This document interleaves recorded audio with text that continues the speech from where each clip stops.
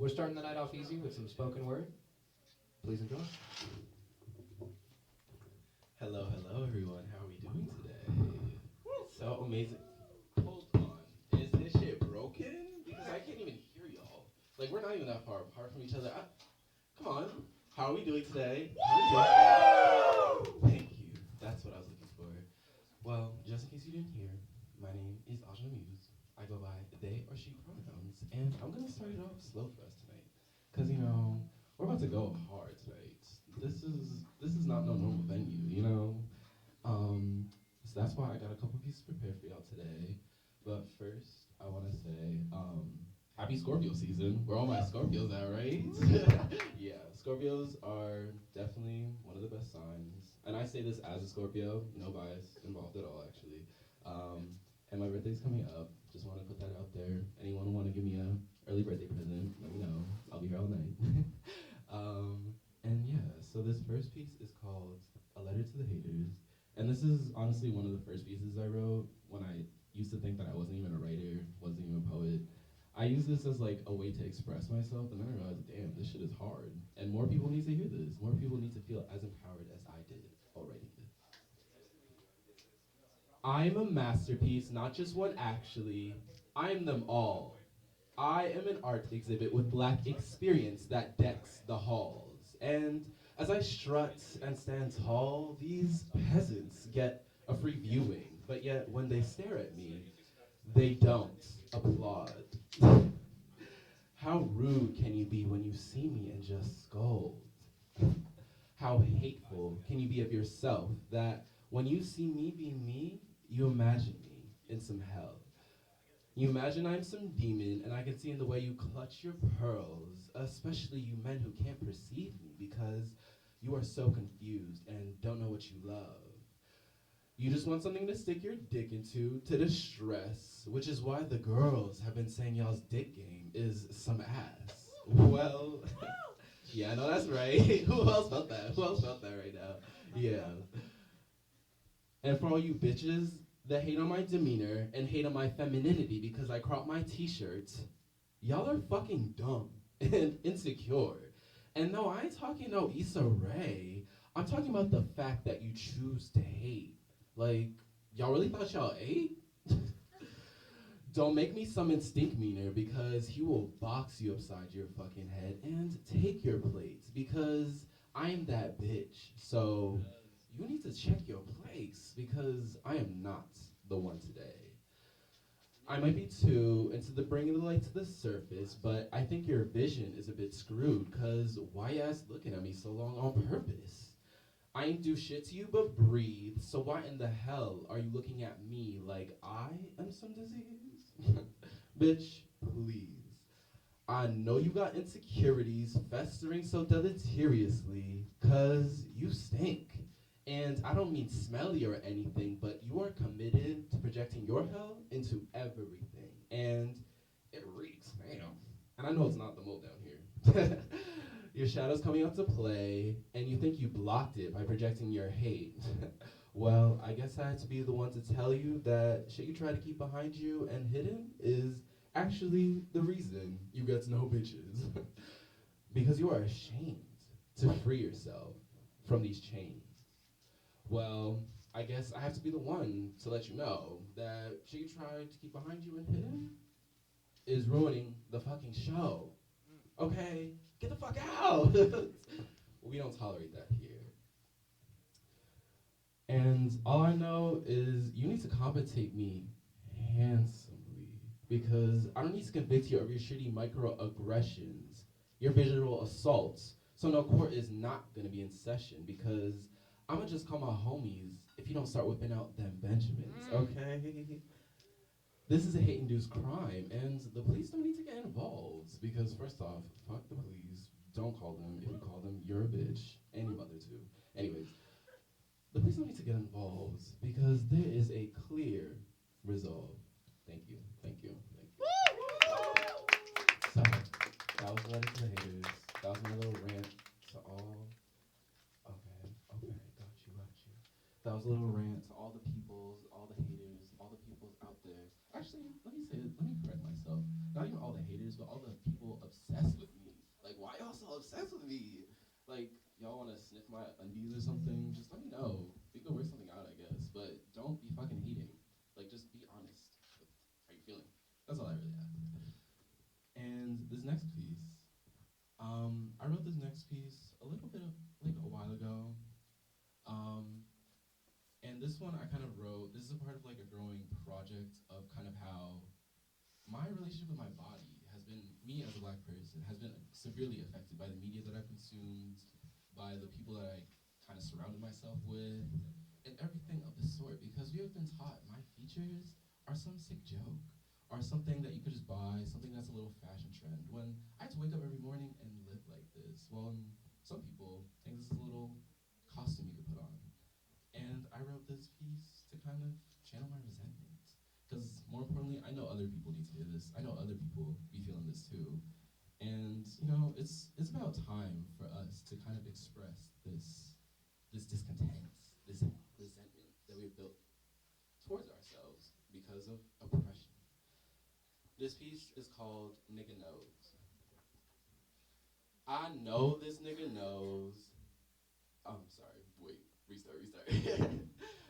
You see this nigga nose, so big and so wide. Well, I know this nigga knows why I used to hate its size. Because of trifling bitches like y'all that think my existence is just another style. Because I know this nigga knows that y'all wear those nigga clothes and watch those nigga shows and try to tan to this nigga tone so you could blow up and be some pop stars on these niggas' phones. And I really think it's funny because I know this nigga knows that you will always just be another nigga's clone. And quite frankly, I have to ask, what makes you want to be a nigga so bad? Like, have you looked in the mirror? This nigga knows your physical description has never shown up on them police scanners, and you ain't never gonna look like me, nigga. So you just gonna have to get over that. Because I know this nigga knows that you don't get to choose to be black. What? Your features are the reason you stand out and get treated like that. Like, are you fucking shitting me, bitch? What? Like, what the fuck is going on? Because I know this nigga knows my money is way too fucking long to be dealing with none of y'all. Copyright, Nicki Minaj. Thank you, thank you, thank you. That was my second piece. So that's it. Glad you're right. Glad you're right. Thank you. Love the love, love the love. And for my third piece, this is also another part of that project of just, especially how cartoons, these cartoon characters that we have grown up, or not grown up, but been raised to kind of see as like, oh, these harmless little things that we see on our TV screens, actually have much bigger implications. Actually portray these large structures of racism and different forms of, different infrastructures of oppression, and how they also reinforce that. You know, like these little things that kind of slip right under our nose, kind of just go right under the carpet. These are things that are much more prevalent. Like, we really need to talk about what is making us happy and why. You know, because some things making us happy are not that fucking good. Kind of need to go. And if you really think about it, things like acting really started out because of minstrelsy. Like, all of acting in America was because a bunch of white people put on blackface or making fun of black people. Just a little food for thought. And this piece is called Minstrelsy. Why is it that my desirability is defined by how many curls you can see? These aren't my imperfections. These are my motherfucking kinks. This ain't no black power statement. This is just the way my hair breathes. My hair takes no form. It be moving while we driving. I can't fit in your car. Can't you see? And the ugly fuck from Disney World with the big ass feet. Yeah, the nigga Mickey Mouse that made to look like me. He gonna be a special on house after he eats this cheese, cause I keep my teeth shining. I use Listerine. And we have grown tired of minstrelsy, so he could take a break. Like, why he got those goofy red briefs? I swear this nigga trying to test me. He don't even take off with the beat. Probably left off bad and bougie. Don't piss me off or I might call Cash Doll, cause he really doing too much. Child, anyways.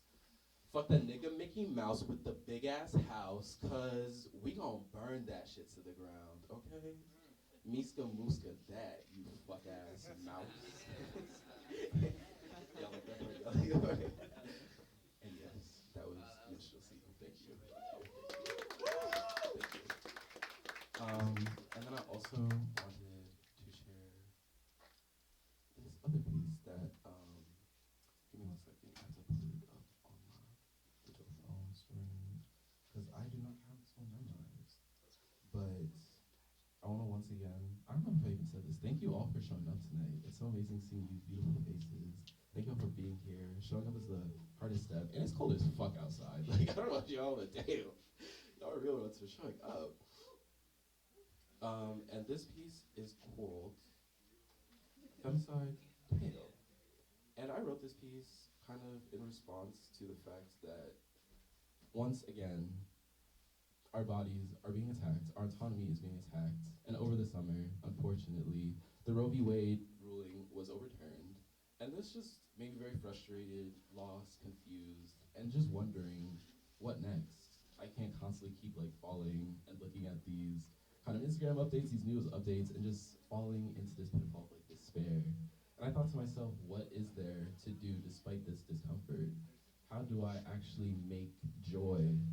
How do I actually find peace within all this? And this is kind of how I try to do it my own little way.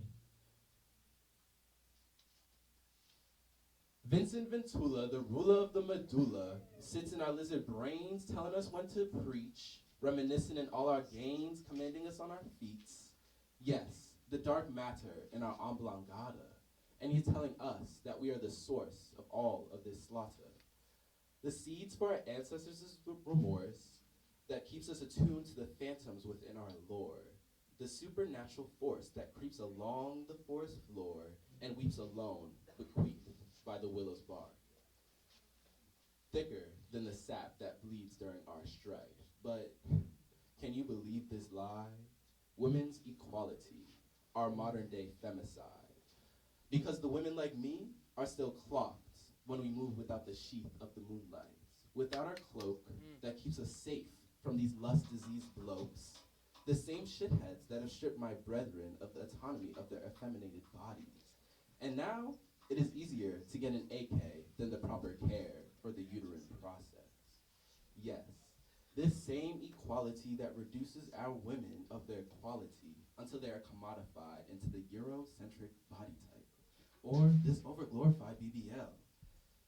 I said it once because I speak it well, but I am repulsed by how we as a people have failed the mothers who have nursed us through this carnage with the love that will forever prevail against this age-old duel brought in by the colonists, love versus accomplishment. But you see, love never dies, it just changes form.